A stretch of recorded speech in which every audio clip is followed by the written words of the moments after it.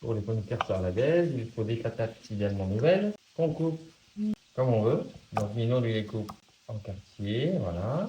Ensuite on va les remettre dans l'eau pour bien les rincer et enlever la fécule. Voilà.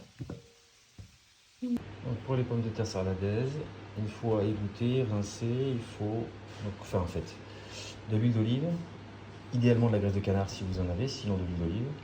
Moi je mets du thym, du romarin frais et de l'ail, du sel, du poivre. Donc pour mon mélange, je ne m'embête pas, je verse 200 ml d'huile d'olive. Si c'est de la graisse de canard, vous pouvez la faire chauffer dans une petite casserole. Je vais y mettre du thym directement avec les tiges, du romarin et un petit peu d'ail. Ensuite du sel, un petit peu de poivre. Je vais mixer le tout et je vais le verser dans les pommes de terre. Donc là je vais mixer.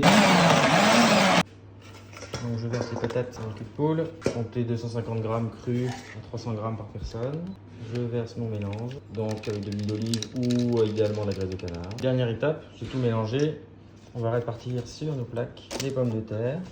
Et ensuite, s'il reste un petit peu de jus dans le fond du cul de poule, on le répartira sur nos deux plaques, parce que là je vais avoir besoin de celle-là et de celle-là.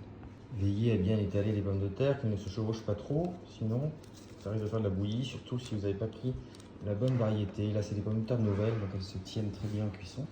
Mais si vous prenez la binge par exemple, ça peut faire un peu de purée. Voilà, donc, et maintenant on enfourne à four chaud, 175 degrés, ici. Pendant, compter 40 minutes à peu près.